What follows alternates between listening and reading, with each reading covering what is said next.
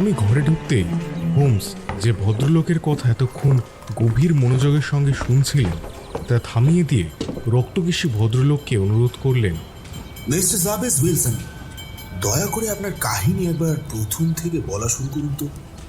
আমার সহকারী বন্ধু ডক্টর ওয়াটসন গোড়ার দিকটা যে শুধু শোনেননি বলেই আপনাকে এই কথা বলছি তা নয়। আপনার কাহিনী এতটাই আশ্চর্য যে আপনার কাছ থেকে এর প্রতিটা ডিটেল একেবারে খুঁটিনাটি পর্যন্ত শোনার জন্য আমি উৎসুক হয়ে রয়েছি।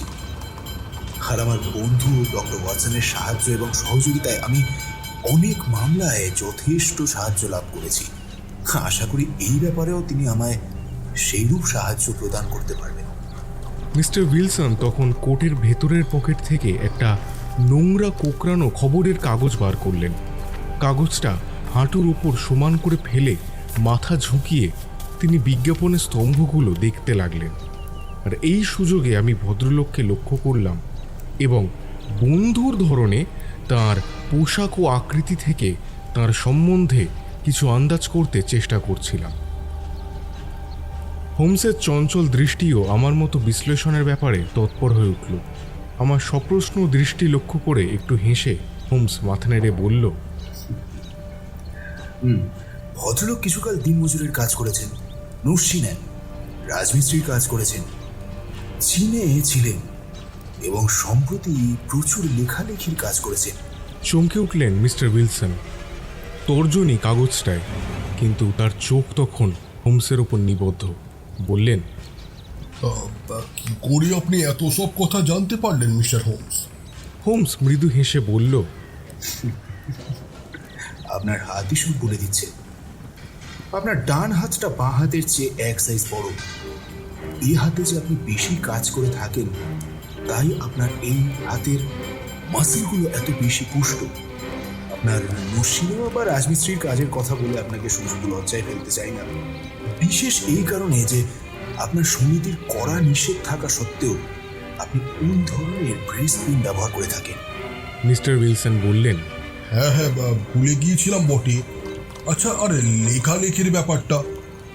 আপনার ডান হাতার নিচের দিকের 5 ইঞ্চি অত চকচকে আর বাঁ হাতটার কনুইয়ের কাজটা যেটা সাধারণত ডেস্কের উপর ভর করে থাকে সেই ধরনের কিন্তু কালো কালো। মিস্টার উইলসন আশ্চর্য হয়ে বললেন, আর চীন দেশের ব্যাপারটা? আপনার ডান কবজির ঠিক উপরে ওই যে মাছের শেপের ট্যাটুটা আঁকা, ওটা একমাত্র চীন দেশেই সম্ভব। মাছের আঁশে ওই নরম গোলাপি রঙের কাজ চীনের বৈশিষ্ট্য। তাছাড়া আপনার ঘড়ির চেনের ওই চাইনিজ কয়েনটা, ওটা ব্যাপারটাকে আরো সহজ করে দিচ্ছে। ও হো, আমি এমনভাবে কখনোই ভাবতে পারিনি। মিস্টার উইলসন, বিজ্ঞাপনটা কি খুঁজে পাচ্ছেন না? হ্যাঁ, পেলাম। এই নিন, এই থেকেই সমস্ত ব্যাপারটার সূত্রপাত। বলে তিনি তার মোটা লাল আঙুল দিয়ে কাগজের মাঝামাঝি একটা জায়গা দেখিয়ে দিলেন। তুমি নিজেই পড়ে নাও ওয়াটসন। আমি কাগজটা নিয়ে পড়তে শুরু করলাম।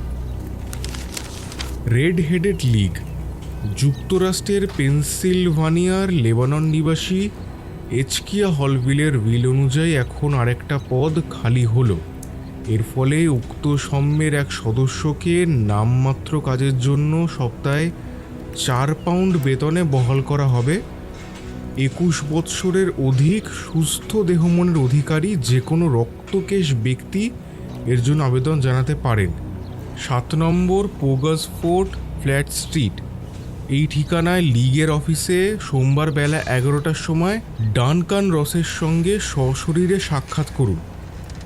মুচকি হেসে হোমস চেয়ারের মধ্যে দুলে দুলে বলে উঠল, ব্যাপারটাকে নিতান্ত গতানুগতিক বলা চলে কি মিস্টার উইলসন?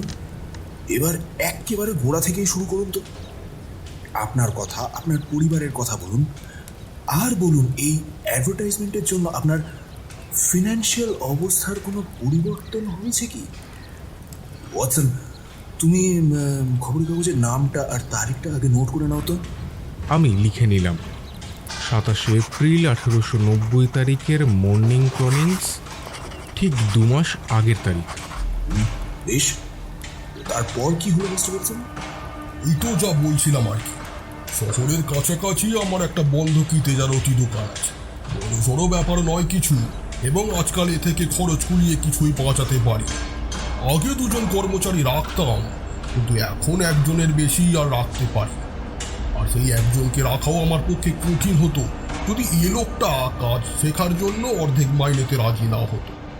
ছেলেটির নাম ডিনসেট স্পল্ডিং। আর খুব যে অল্প বয়স্ক তাও নয়।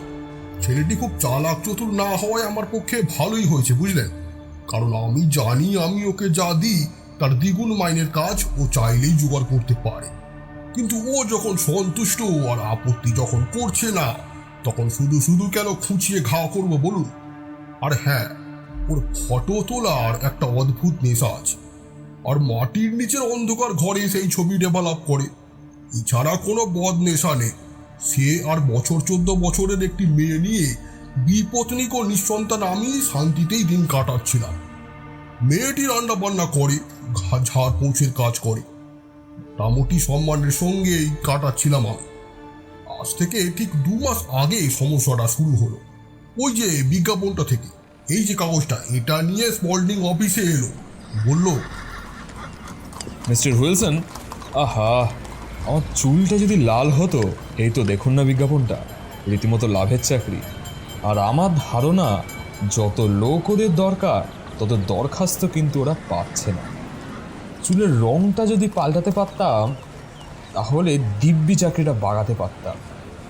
আমি অবাক হতেই সে বিস্ময়ের সঙ্গে জিজ্ঞাসা করলো, শোনেননি কখনো রক্তকের সংঘের কথা? আমি বললাম, কই না তো। কি আশ্চর্য!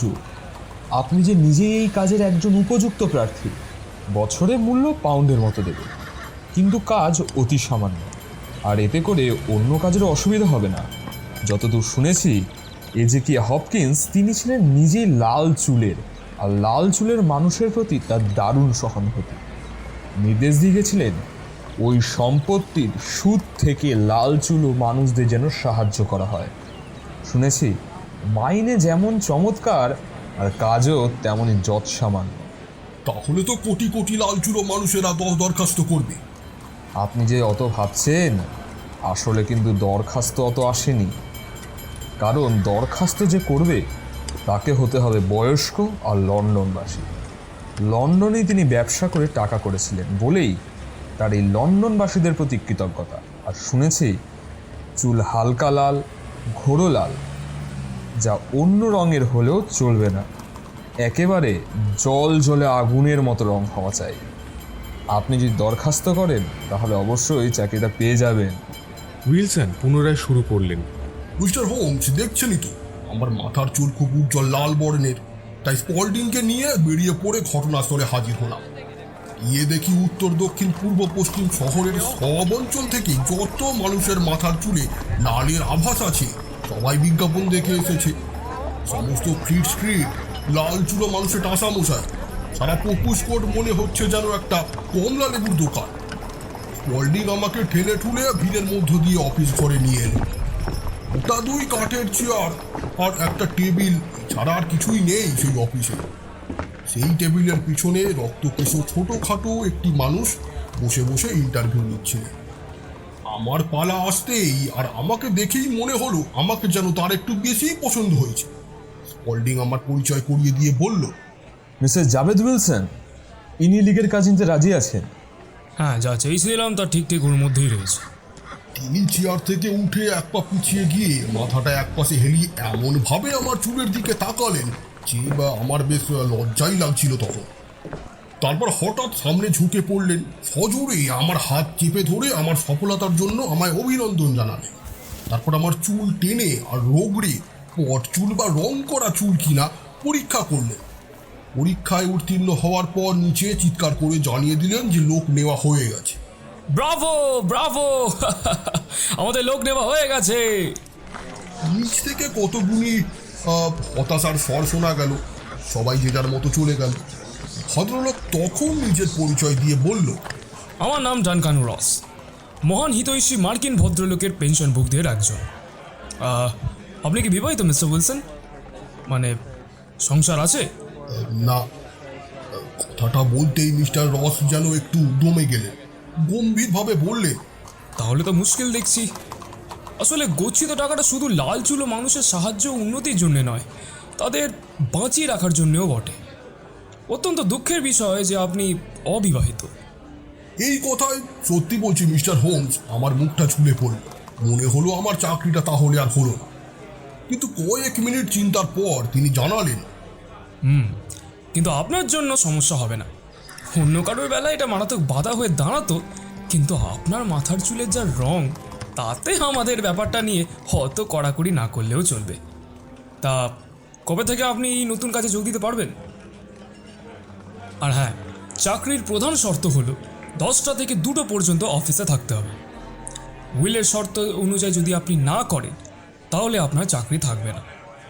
দিনে তো মাত্র 4 ঘন্টা চাকরি, আর আপনার তেজারতির ব্যবসা তো সন্ধেবেলায়, তাই বোধহয় আপনার এতে কোনো অসুবিধে নেই। আর আপনার কাজ হলো খুবই বেসিক, এনসাইক্লোপিডিয়া ব্রিটানিকা কপি করা। ওর প্রথম খণ্ডটা ওই ছাপাখানায় ছাপা হচ্ছে। কালি, কলম, ব্লটিং পেপার সব আপনি আনবেন। আমরা শুধু প্রোভাইড করব এই টেবিল আর এই চেয়ারটা। বলুন, পারবেন কাল থেকে আসতে? আমি ছোট করে বললাম, পারবো।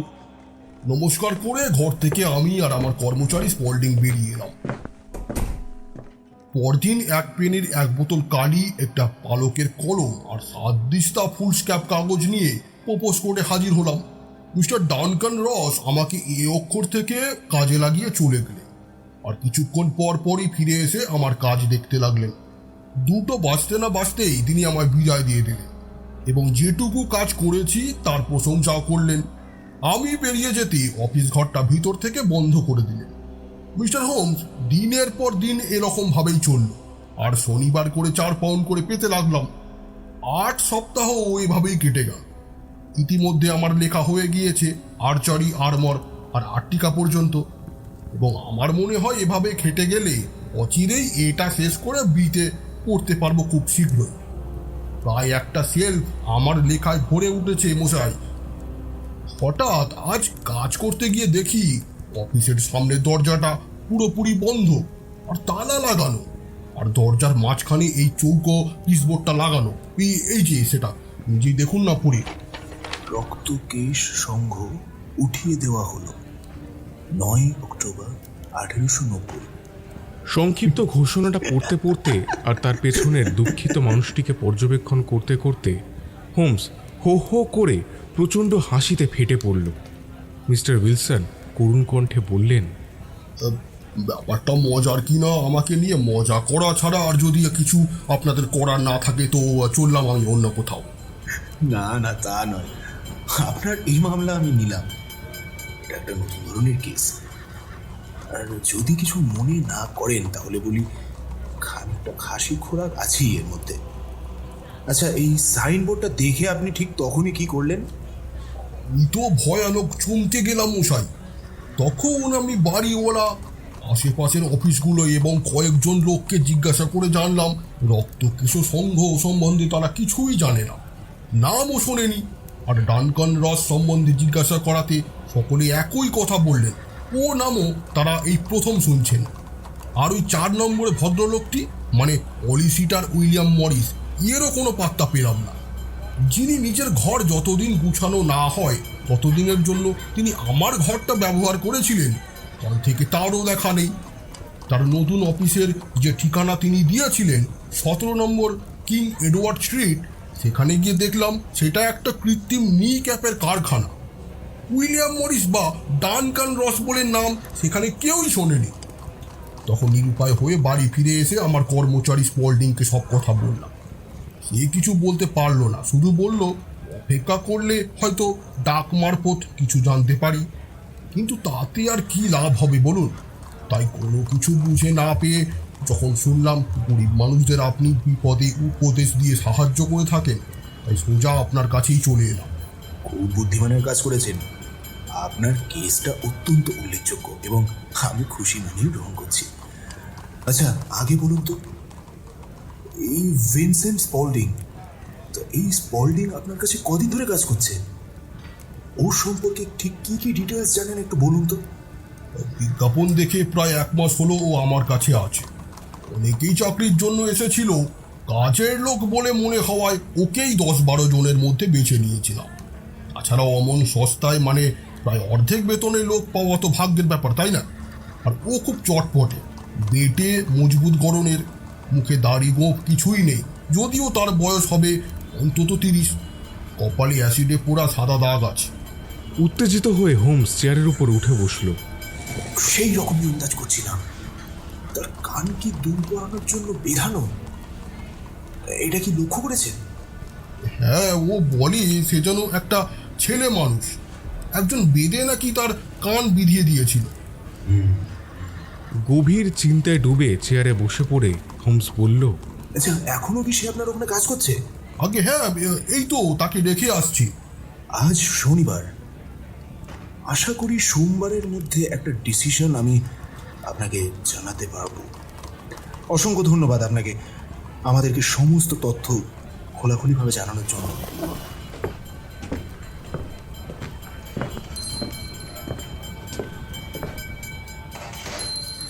আগন্তুক চলে যেতে হোমস বলল, কি বুঝছো ওয়াটসন? কিছুই না, অত্যন্ত রহস্যজনক ব্যাপার বলে মনে হচ্ছে। হঠাৎ হোমস কিছুক্ষণ চিন্তায় ডুবে যাওয়ার পর লাফিয়ে উঠল চেয়ার থেকে। মনে হলো ও যেন কিছু মনস্থির করে ফেলেছে।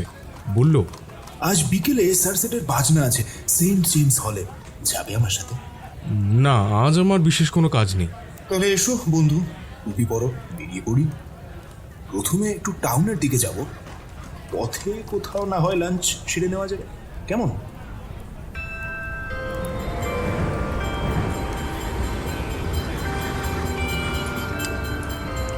পাতাল রেলে চড়ে আমরা অলসওয়ার্থ গেট পর্যন্ত গেলাম। সেখান থেকে খানিকটা হেঁটে পৌঁছালাম এই অদ্ভুত ঘটনার কেন্দ্র স্যাক্স কোবান স্কোয়ারে। কিছুক্ষণ হাঁটতেই দেখতে পেলাম একটা কোণের বাড়িতে গিল্টি করা বল আর একটা তামাকে বোর্ডে সাদা অক্ষরে লেখা জাবেজ উইলসন। কথাটা থেকে চিনলাম রক্তকেশ মক্কেলটির ব্যবসায়ের জায়গা। সেটার সামনে হোমস মাথা ঠেকিয়ে দাঁড়িয়ে খুব ভালো করে দেখল। তার দুই চোখ জলজল করে উঠল। তারপর ধীরে ধীরে রাস্তা দিয়ে এগিয়ে গেল, খানিকটা তীক্ষ্ণ দৃষ্টিতে বাড়িগুলো লক্ষ্য করতে করতে। তারপর পুনরায় ফিরে এসে থামল। তারপর বাঁধানো রাস্তার ওপরে 2-3 খুব জোরে লাঠি ঠুকে দরজার কাছে গিয়ে শব্দ করল। সঙ্গে সঙ্গে দাড়ি গোঁফ কামানো এক অল্পবয়স্ক মানুষ এসে দরজা খুলে দিল। চেহারায় বুদ্ধির ছাপ স্পষ্ট। বলল, স্যার, ভেতরে আসুন। ধন্যবাদ। আমি শুধু জানতে চাইছিলাম এখান থেকে স্ট্র্যান্ডে কিভাবে যাওয়া যায়। ডান দিকে 3টি মোড়, বাদিকে 4টি। হোমস আমার দিকে তাকিয়ে বলল, ওর প্যান্টির হাঁটুতে যা দেখবো আশা করেছিলাম ঠিক তাই কিন্তু দেখলাম। এবার চলো পিছনের দিকের রাস্তাগুলো একবার ঘুরে দেখি। স্যাক্স কোবার্গ স্কোয়ার থেকে বেরিয়ে মোড় ফিরতেই রাস্তার বাড়ির দিকে তাকিয়ে হোমস এই রাস্তার বাড়িগুলো কোনটার পর কোনটা তার একটা হিসাব করে নিল। ওই হলো মর্টিমারের তামাকের দোকান, ওই ছোট্ট খবরের কাগজের দোকান, আর ওই হলো সিটি অ্যান্ড সাদার্ন ব্যাংকের কোবার্গ শাখা, আর ওই হলো নিরামিষ রেস্টুরেন্ট, আর ওই হলো ম্যাকফার্লেনের গাড়ি তৈরির ডিপো। ঠিক আছে, আমাদের সমস্ত কাজ শেষ। চলো ওয়াটসন, এবার সেন্ট জেমস হলে বাজনা শুনতে যাওয়া যাক।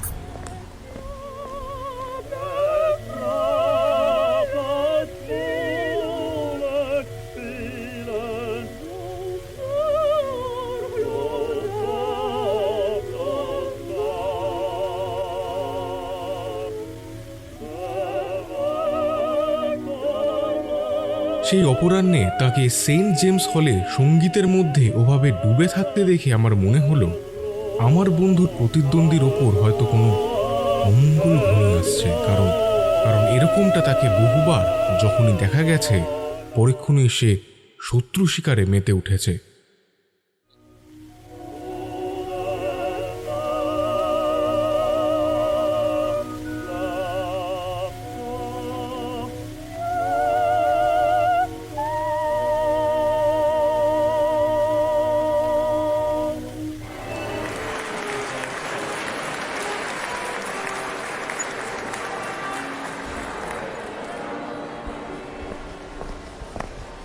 সেন্ট জেমস হল থেকে বেরিয়ে আসতে আসতে হোমস বলল, ডাক্তার, তুমি তো এখন বাড়ি যাবে, তাই না? হ্যাঁ, গেলে মন্দ হয় না। আমার এখন একটা কাজ আছে, ঘন্টাখানেক সময়ও লাগবে তাতে। কোবার্গ স্কোয়ারের ব্যাপারটা অত্যন্ত গুরুত্বপূর্ণ। এক মস্ত অপরাধের ষড়যন্ত্র চলছে, আর আমার সিক্স সেন্স বলছে সময় থাকতে আমরা তাকে আটকাতে পারবো প্রতিবারের মতো। কিন্তু আজ শনিবার হয়েই ব্যাপারটা একটু জটিল হয়ে উঠেছে বন্ধু। আজ রাতটা তোমার সাহায্য চাই। কিন্তু কটার সময়?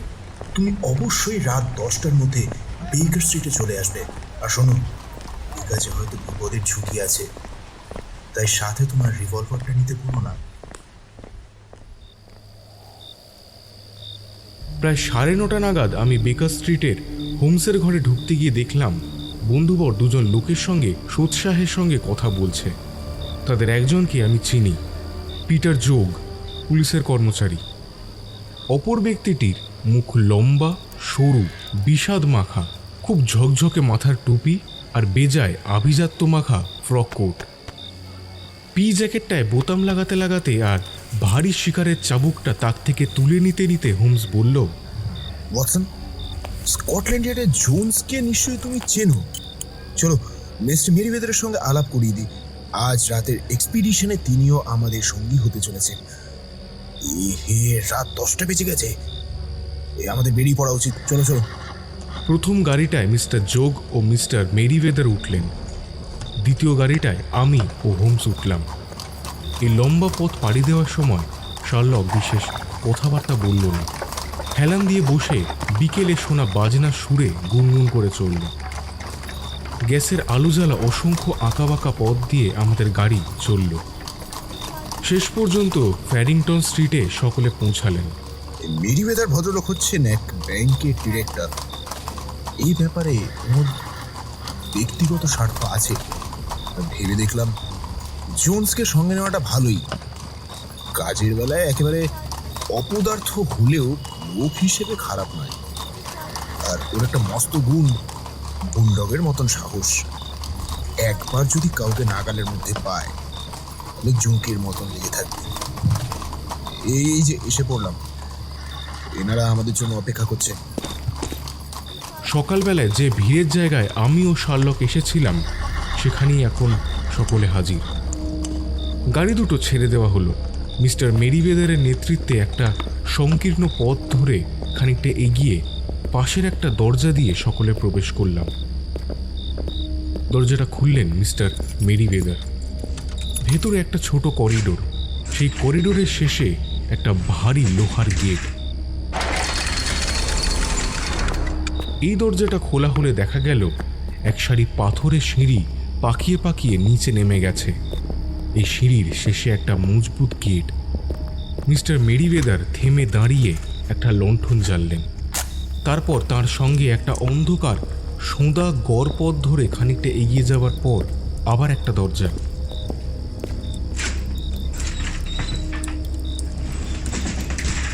তার ভেতর দিয়ে যেখানে গিয়ে পৌঁছানো গেল সেটা একটা প্রকাণ্ড হল্ট, যা মাটির নিচের ঘর। সেই ঘর ভর্তি কেবল বিরাট বিরাট বাক্স আর ক্রেট।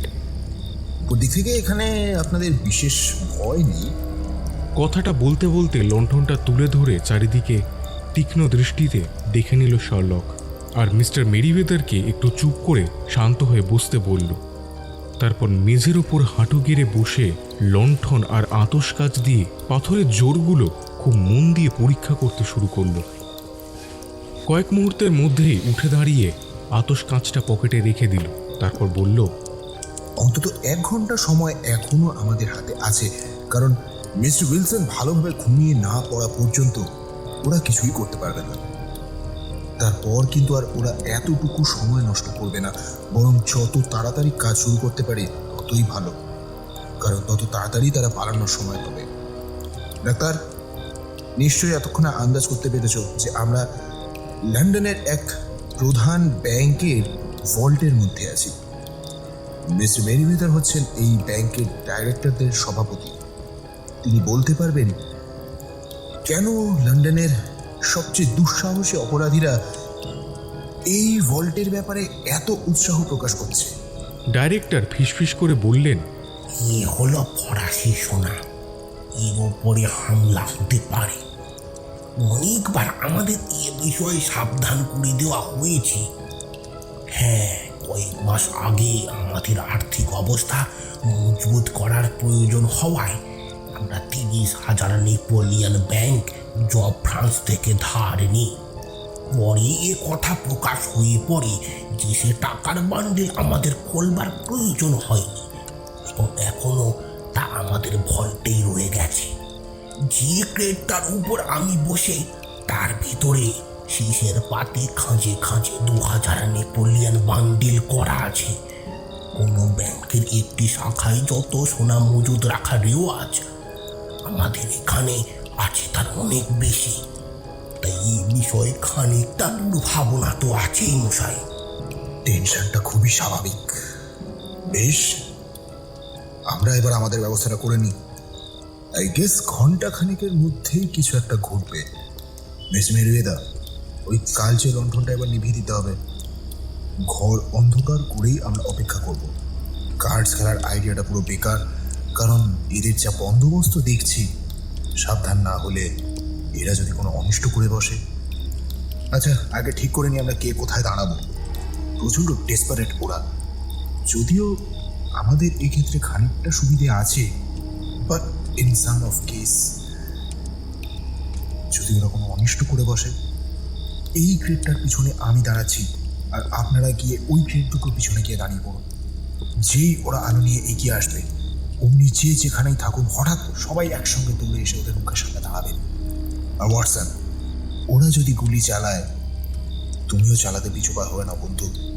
রিভলভারটা বাগিয়ে ধরে আমি কাঠের বাক্সটার পেছনে গুঁড়ি মেরে বসলাম। হোমস লণ্ঠনের সামনে স্লাইডটা লাগিয়ে দিতেই চারিদিক একেবারে অন্ধকার হয়ে গেল। শার্লক ফিসফিস করে জিজ্ঞাসা করল, পালাবার পথ ওদের একটাই, স্যাক্স কুপার স্কোয়ার, সেই বাড়িটা দিয়ে। যা বলেছি তা করেছ তো জনস? সামনে দরজায় একজন ইন্সপেক্টর আর দুজন সশস্ত্র পুলিশ তাদের অপেক্ষায় রয়েছে।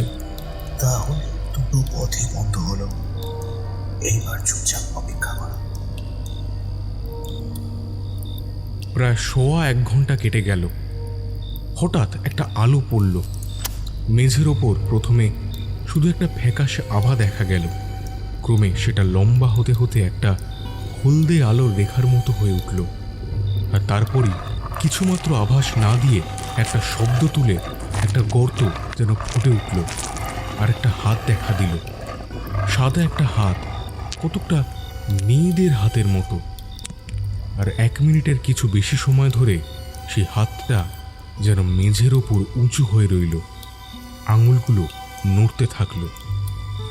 তারপর যেমন আচমকা সেটা দেখা দিয়েছিল, তেমনি আবার হাতটা সরে গেল। আবার সব তেমনি অন্ধকার, ফাটলের ভেতর দিয়ে যেটুকু আলো রেখা দেখা যাচ্ছিল সেটুকু ছাড়া। একসময় হঠাৎই প্রচুর শব্দ করে একটা বড় সাদা পাথর উল্টে গেল। একটা চৌকো গর্ত দেখা দিল। একটা লণ্ঠনের আলো সেখান থেকে উপরে উঠে আসছে। তারপর ওই গর্তের একধারে একটা পরিষ্কার ছেলে মানুষের মতো মুখ উঁকি দিল। তীক্ষ্ণ দৃষ্টিতে চারিদিকে তাকালো। তারপর গর্তের দুদিকে দুহাতে ভর দিয়ে কাঁধ থেকে কোমর পর্যন্ত উঁচু হয়ে উঠল। শেষ পর্যন্ত সে একটা হাঁটুও গর্তের উপর রাখল এবং পর মুহূর্তেই সে গর্তের উপরে উঠে দাঁড়ালো আর তার মতো আরেকজন হালকা মানুষকে টেনে তুলল। লোকটার মুখ ফ্যাকাশে, মাথায় খুব লাল রঙের চুল। ফিসফিস করে সে বলল, বেলচার থলিগুলো এনেছো তো? এই আর লাফানোর কোনো মানেই হয় না। হঠাৎই এক লাফে এগিয়ে গিয়ে শার্লক লোকটার জামার কলার চেপে ধরল। কি সর্বনাশ! লাফাও আজি, আজি, আজি লাফাও, পালাও, পালাও আজি, পালাও, পালাও! দ্বিতীয় লোকটা গর্তটায় ডুব মারল। জোন্স লোকটার জামা ধরে টানতে জামা ছেঁড়ার একটা শব্দ কানে এলো। একটা রিভলভারের নলের উপর আলোটা ঝলসে উঠতেই হোমসের চাবুকের এক ঘা তার উপর পড়তেই রিভলভারটা সশব্দে পাথরের মেঝের উপর পড়ে গেল। বৃথা চেষ্টা চলবে, আর তোমার কোনো আশাই নেই। অদ্ভুত ধীরভাবে সে বলল, তাই তো দেখছি। তবে আমার সঙ্গে নিশ্চয়ই ঠিকই আছে। যদিও দেখছি তার পোশাকের খানিকটা অংশ তোমার হাতে রয়েছে। 3 জন লোক তার জন্য দরজার বাইরে অপেক্ষা করছে। তাই নাকি? কাজটা তাহলে বেশ নিখুঁতভাবেই তো করেছো বলে মনে হচ্ছে। হ্যাঁ, তোমাকে তো অভিবাদন জানানো উচিত। আমরাও তোমাকে অভিনন্দন জানাচ্ছি। লাল চুলের ভাবনাটা যেমন অভিনব তেমনই কার্যকরীও হয়েছিল। খুব তাড়াতাড়ি তোমার সঙ্গে সঙ্গে দেখা হবে। গর্ত দিয়ে নেমে যাওয়ার ব্যাপারে দেখছি সে তোমার চেয়েও বেশি চটপটে। ওয়েট, তোমার ওই নোংরা হাতে তুমি আমায় স্পর্শ করবে না। হাত করাটা তার হাতে ঝনঝন করে উঠতে বন্দি বলে উঠল, তুমি হয়তো জানো না, আমার শিরায় রাজ রক্ত প্রবাহিত হচ্ছে, আর তাই আমার সঙ্গে কথা বলতে হলে সবসময় হুজুর আজ্ঞে বলে কথা বলতে হয়। আচ্ছা, তাই হবে। হুজুর কি এখন দয়া করে ওপরে উঠবেন, যাতে আমরা হুজুরকে দয়া করে থানায় নিয়ে যেতে পারি? Yes, much better. 3 জনকে একসঙ্গে বন্দি করে সে হোমসের তত্ত্বাবধানে চলল চুপচাপ। জনসের পিছু পিছু ভল থেকে বেরিয়ে আসতে আসতে মিস্টার মেরিওয়েদার বললেন, সত্যি মিস্টার হোমস, ব্যাংক যে আপনাকে কি ধন্যবাদ দেবে বা পুরস্কার দেবে বলতে পারি না। আমার অভিজ্ঞতার মধ্যে যত ব্যাংক লুটের চেষ্টা হয়েছে তার মধ্যে বোধহয় সবচেয়ে সুপরিকল্পিত এটা। আপনি সঠিক আন্দাজ করেছিলেন এবং ওদের পরিকল্পনা সম্পূর্ণভাবে বানচাল করে দিয়েছেন। জন প্লের ওপর আমার নিজেরা 2-1টা ছোটখাটো ব্যাপারে প্রতিশোধ নেবার ছিল। এই ব্যাপারে আমার যা সামান্য খরচাপাতি হয়েছে, আশা করি সেটা ব্যাংকের তরফ থেকে পেয়ে যাব।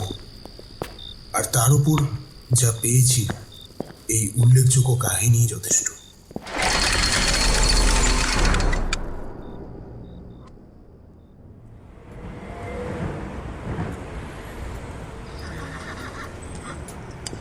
সকালবেলা বেকার স্ট্রিটের ঘরে এক গ্লাস হুইস্কি আর সোডা দিয়ে বসে হোমস ব্যাপারটা বিশ্লেষণ করা শুরু করলো। দেখো ওয়াটসন, গোড়া থেকে পরিষ্কার বোঝা যাচ্ছিল যে এই লিগের অদ্ভুত বিজ্ঞাপন আর এনসাইক্লোপিডিয়া ব্রিটানিকা নকল করার ব্যাপারটা একমাত্র উদ্দেশ্য হলো এই বোকা বোকা বন্ধকি কারবারিকে দিনের মধ্যে অন্তত কয়েক ঘন্টা করে ওই বাড়ি থেকে দূরে রাখা। যে পথ ওরা অবলম্বন করেছিল তা অদ্ভুত, তাতে সন্দেহ নেই, কিন্তু এর চেয়ে ভালো আর উপায় বা কী ছিল? আর সহকর্মীর মাথার লাল রঙের চুল দেখে কুশলী জিয়ের মাথায় এই মতলবটা এসেছিল। 4 পাউন্ডের টুপটা উইলসনকে মুগ্ধ করার জন্য যথেষ্ট ছিল। যারা হাজার হাজার পাউন্ডের ব্যাপারে নেমেছে, সামান্য কয়েকটা পাউন্ড তো তাদের কাছে তুচ্ছ। বিজ্ঞাপনটা কাগজে দিল। একটা শয়তান কয়েকদিনের জন্য একটা অফিস খুলে বসলো, আর অপরজন তাকে চাকরি নেবার জন্য উৎসাহিত করতে লাগলো। এভাবে 2 জন মিলে কিছুক্ষণ করে উইলসনকে দূর করে রাখার ব্যবস্থা করলো। যখন শুনলাম সে অর্ধেক মাইনের কাজে এসেছে, তখনই আমার আন্দাজ করতে অসুবিধে হলো না যে চাকরি পাওয়ার ব্যাপারে তার কোনো উদ্দেশ্য আছে। স্পল্ডিংয়ের ফটোগ্রাফির নেশার কথা আর মাটির নিচে ঘরে অদৃশ্য হয়ে যাওয়ার ব্যাপারটা শোনবার পর মাটির নিচে ঘরে কিছু একটা চলছে বলে মনে হলো। এমনকি দিনে বেশ কয়েক ঘন্টা করে সময় লাগে। নিশ্চয়ই অন্য কোনো বাড়ির জন্য সুড়ঙ্গ পথ ঘুরছে। ঘটনাস্থলে পৌঁছানোর আগে আমি ওই অবধি অগ্রসর হয়েছিলাম। বাঁধানো মেঝেতে আমাকে লাঠি ঠুকতে দেখে তুমি আশ্চর্য হয়ে গেছিলে না ওয়াটসন? আমার উদ্দেশ্য ছিল পরীক্ষা করে দেখা সুড়ঙ্গটা ঠিক পিছন দিয়েই গেছে কিনা। দেখলাম না, তা নয়। তখন আমি ঘন্টা বাজালাম, আর যেমনটা আশা করেছিলাম কর্মচারী এসে দরজা খুলে দিল। আমাদের মধ্যে আগেও 2-1 হাত হয়ে গিয়েছিল, তাও আমরা কেউ কখনো কাউকে চাক্ষুষ দেখিনি। মুখের দিকে আমি বিশেষ তাকাইনি। আমার লক্ষ্য ছিল ওর হাঁটু। নিশ্চয়ই লক্ষ্য করে থাকবে কত লট খাওয়া আর পুরনো হয়ে যাওয়া আর নোংরা ওর প্যান্টের হাঁটু। ঘন্টার পর ঘন্টা মাটি খোঁড়ার উদ্দেশ্য কি?